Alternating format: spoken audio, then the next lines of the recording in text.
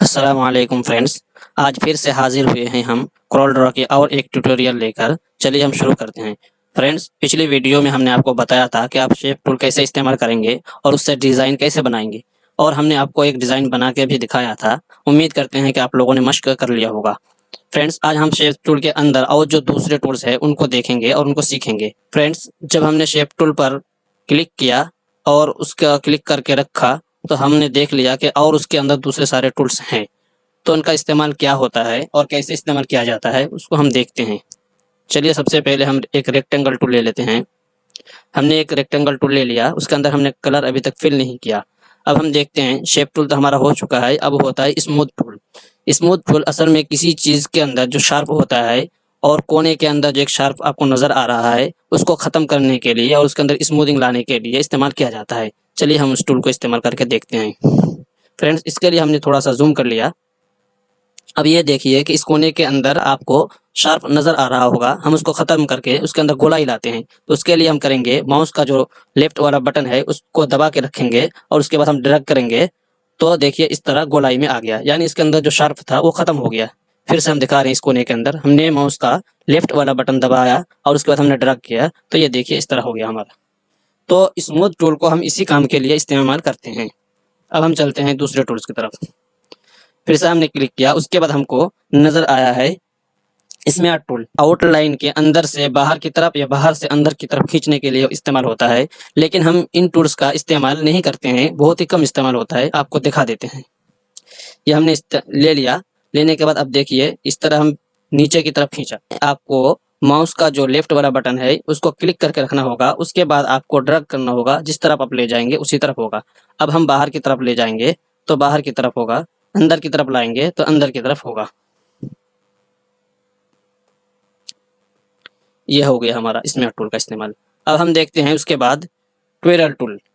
ट्विरल tool असल में इसका इस्तेमाल होता है किसी कोने या किसी ऑब्जेक्ट को गोलाई की तरफ घुमाने के लिए और वाइंडिंग शक्ल देने के लिए। जैसे हम आपको दिखा रहे हैं, ये हमने ले लिया। उसके बाद देखिए हम जब क्लिक करके रखेंगे तो ऑटोमेटिक, जब हम किसी कोने पर क्लिक करके रखेंगे तो ऑटोमेटिक ये घूमना शुरू हो जाएगा।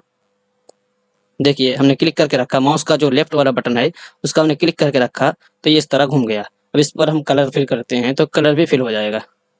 इस तरह होता है ये। चलिए हम कलर को ख़त्म करते हैं। फ्रेंड्स, किसी बॉक्स के अंदर से कलर को ख़त्म करने के लिए माउस का जो लेफ्ट वाला बटन है उसको इस क्रॉस के अंदर रखकर एक मरतबा क्लिक करना होता है, उससे ख़त्म हो जाता है। देखिए, और अगर राइट वाला बटन आप क्लिक करेंगे तो उससे आउटलाइन ख़त्म हो जाती है। ये देखिए ख़त्म हो गई आउटलाइन। आउटलाइन फिर से लाने के लिए आपको किसी कलर के अंदर जाकर फिर राइट वाला बटन क्लिक करना होता है। जैसे आ गया ये। अब हम दूसरे टूल की तरफ चलते हैं।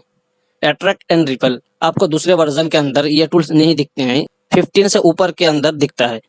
और ये एंड जो लिखा हुआ है इसके अंदर आपको दोनों को मिलकर एक दिखाया गया है, लेकिन दूसरे जैसे कि 17 के अंदर आपको दोनों अलग अलग दिखता है। तो इसका भी इस्तेमाल तकरीबन वही है, अंदर से बाहर की तरफ खींचने, बाहर से अंदर की तरफ खींचने के लिए। चलिए हम देखते हैं। इनका इस्तेमाल इससे बिल्कुल होता ही नहीं, ना की तरह।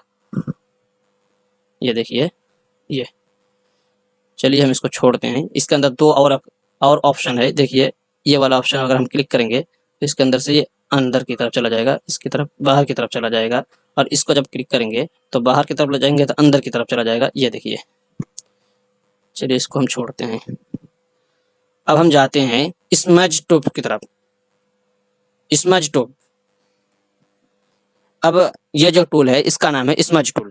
स्मज टूल ये भी किसी चीज़ के अंदर जिगजैग टाइप की जो लकीर होती है वो लाने के लिए इस्तेमाल होता है। जैसे कि हम इसको डिलीट करते हैं। सबसे पहले इसको डिलीट कर दिया। डिलीट करने के बाद हमने एक दूसरा रेक्टेंगल टूल ले लिया, एक बॉक्स बना लिया।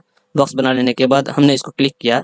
अब हम इसकी साइज़ को छोटी बड़ी कर सकते हैं। देखिए हमने इसकी साइज़ बढ़ा ली, तकरीबन 15 आखिर है, और इसके साइज़ को भी हम बढ़ा लेते हैं और इसको 45 ही रहने देते हैं, 45 डिग्री में। अब जब हम ले जाएंगे तो इसके अंदर जिगजैग लाइन आ जाएगी। ये देखिए, ये देखिए। अब जब इसके अंदर और कम ज़्यादा करेंगे तो और ज़्यादा आपको दिखाई देगा। ये देखिए इस तरह हो गया। अब हम इसको 0 करते हैं तो हम ले जाते हैं। ये देखिए। तो इस तरह करके आप लकीर के अंदर जिगजैग टाइप का बना सकते हैं।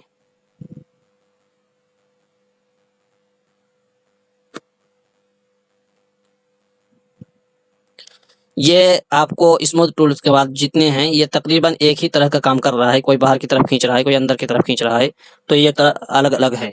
अब ये जो लाएँगे ये बिल्कुल कोना-कोना बनाएगा, डिज़ाइन बनाएगा, जैसे कि हम दिखा रहे हैं आपको यहाँ पे दिख रहा है, इसी तरह का बनाएगा। आप जितना बढ़ाएँगे उतना ज़्यादा ये बनाएगा। देखिए हम इसको बना के दिखा रहे हैं आपको। जब माउस का लेफ्ट वाला बटन है दबा के जब इसको खींचेंगे, तो ये ज़िगज़ैग बनाते जाएगा।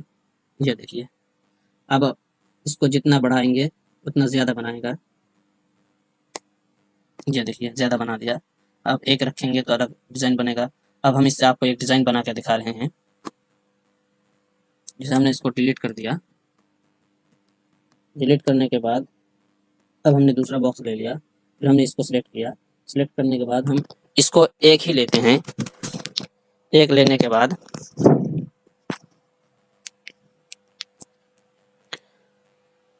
साइज़ हम थोड़ी-सी बढ़ा लेते हैं। 20 कर लिया हमने। अब हम जब इसको इसकी तरफ फेरेंगे माउस की तरफ क्लिक करके तो ये बनाता जाएगा। ये देखिए ये डिज़ाइन बन गया है। फ्रेंड्स ये हमारा डिज़ाइन एक बन गया है, लेकिन ये दिखने में ख़राब लग रहा है। हम इसको काटेंगे, काट के अलग से बनाएँगे। इसको काटने का तरीका ये है, इसके लिए एक रेक्टेंगल टूल ले लिया, हमने इसके ऊपर रख दिया। रख देने के बाद अब तरीका ये है कि आप सबसे पहले इसके बाद इसको भी सिलेक्ट कीजिए, दोनों को एक साथ सिलेक्ट कीजिए। अब आपको यहाँ पर एक ट्रिम करके आ गया है ऑप्शन, अब इसको दबा दीजिए तो ये कट गया। ये डिज़ाइन अलग से हो गया ये देखिए। अब इसके अंदर कलर भरेंगे हम। ये देखिए। अब चूँकि इसका जो ये वाला हिस्सा है ये भी दिखने को ख़राब लग रहा है, इसलिए हम इस तरफ को भी काट देंगे। उसके लिए हम फिर ये वही काम करेंगे।